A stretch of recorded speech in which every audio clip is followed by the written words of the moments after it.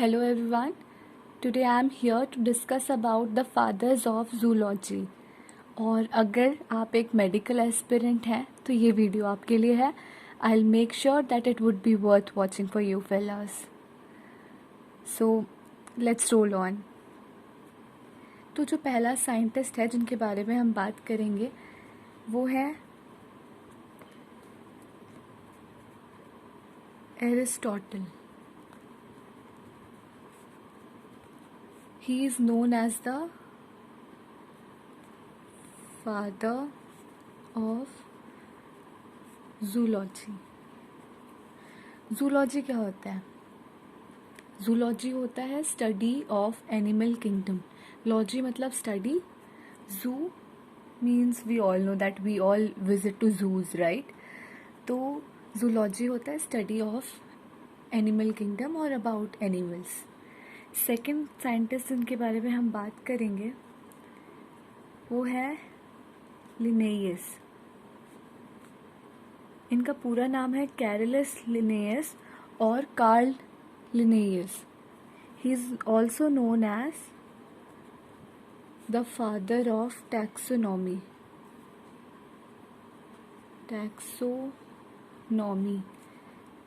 So friends, what do you mean by the term taxonomy? Can anybody here tell me what do you mean by the term taxonomy? Taxonomy is the science of identification, nomenclature and classification. Do listen to me carefully. Taxonomy is the science of identification, nomenclature and classification of organism. Nomenclature का मतलब है जैसे कि organism या किसी भी चीज़ को एक पर्टिकुलर नाम दे दिया जाता है ताकि वो पूरे वर्ल्ड वाइड किसी एक ही साइंटिफिक नेम से जाने जाएं. ठीक है. तो जो नेक्स्ट साइंटिस्ट हैं जिनके बारे में हम बात करेंगे वो है एंटोनो वॉन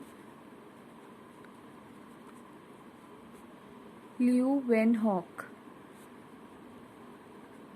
ये चीज़ें याद करना बहुत ज़रूरी है. आप इनका चार्ट बनाकर अपने वॉल पर भी चिपका सकते हैं ताकि इजीली आप सभी को याद हो जाए, क्योंकि कॉम्पिटिटिव एग्जामिनेशंस में ये सब पूछा जाता है. तो ये जो है एंटोनो वॉन ल्यूवेनहॉक, ये है फादर ऑफ बैक्टीरियोलॉजी. बैक्टीरियोलॉजी क्या होता है? बैक्टीरिया की स्टडी. लॉजी मतलब स्टडी. बैक्टीरिया आप सभी जानते हैं, ये माइक्रो ऑर्गेनिजम्स होते हैं. तो फोर्थ साइंटिस्ट जो है वो है स्क्लिंडन. स्क्लिंडन और स्वान, इनको हम फादर ऑफ सेल थ्योरी कहते हैं. इनसे रिलेटेड आपको अगर कोई भी डाउट हो तो आप कमेंट सेक्शन में मुझसे पूछ सकते हैं, मैं ज़रूर रिप्लाई दूंगी. नेक्स्ट साइंटिस्ट हैं रॉबर्ट हुक. इनके बारे में तो हम सभी जानते हैं. हमारे शायद से 8th या 9th के बुक में, NCERT बुक में दिया भी होता है कि सेल की डिस्कवरी इन्होंने की थी, अगर आपको याद है तो.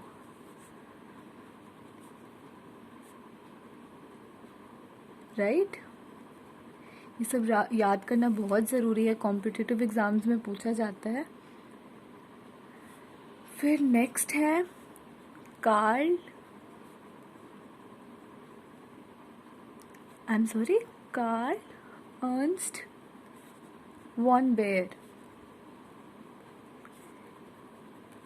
ये है फादर ऑफ एम्ब्रियोलॉजी.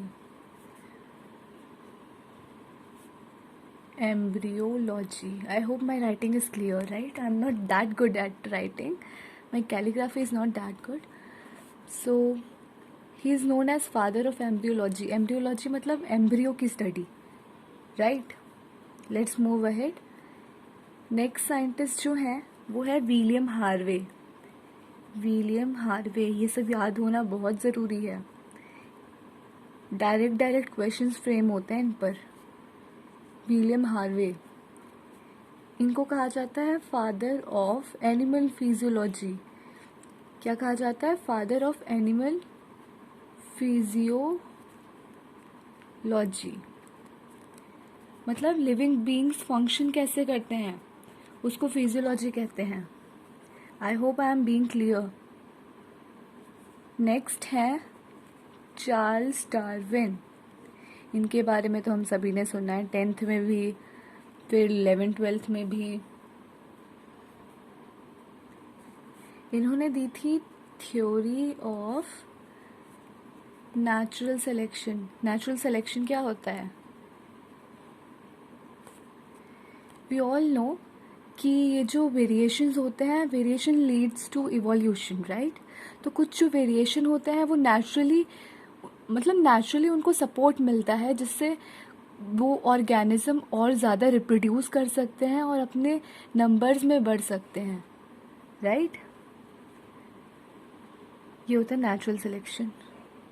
नेक्स्ट है ग्रेगर जे मेंडल। इनके बारे में भी हम सब जानते हैं, पीस पे इन्होंने 7 years तक एक्सपेरिमेंट किया था। इनको हम कहते हैं फादर ऑफ जेनेटिक्स। जेनेटिक्स क्या होता है बता सकता है आप में से कोई? जेनेटिक्स होता है study of what? Inheritance and heredity. अब हम मॉर्गन के बारे में जानेंगे। इनके बारे में भी आप सभी ने सुना होगा। इन्होंने ड्रोसोफिला मेलानोगास्टर पे स्टडी किया था। इनको कहते हैं father of modern genetics. Genetics के फादर कौन थे? ग्रीगर मेंडल। और मॉडर्न जेनेटिक्स के TH. Morgan, right? Modern genetics. मेरी राइटिंग काफ़ी ख़राब है, आज मेरे को पता लग गया, वरना मैं मानती नहीं थी कभी कि राइटिंग ख़राब है मेरी। Hugo de Vries.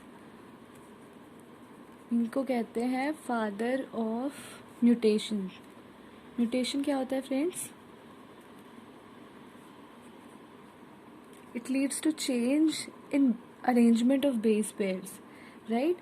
It can cause mutation can cause deletion or addition of base pairs, which leads to certain changes, right, in phenotype. So let's move ahead and talk about next one, Watson and Crick. इनके बारे में भी आपने अपने NCERT में पढ़ा होगा। इनको कहते हैं father of DNA structure. Writing काफ़ी गंदी होती जा रही है, पर मुझे उम्मीद है कि आप लोग समझने की कोशिश करेंगे, है ना? H.G. खुराना। इन्होंने जेनेटिक कोड बनाया था जिससे हमें पता लगा था कि उस कोड के through protein synthesis and all वगैरह कर सकते हैं हम। ये भी पढ़ा होगा आपने 12th में। ये सारी चीज़ें कॉम्पिटिशनल लेवल पे काफ़ी ज़्यादा इम्पोर्टेंट हो जाती है फ्रेंड्स, राइट? तो या तो आप इसका स्क्रीनशॉट लेके अपने वॉल पे चिपका दें, या फिर आप खुद मेरे साथ साथ ये वीडियो दोबारा देखें और लिखें। So that's all. Have a marvellous day ahead. Thank you.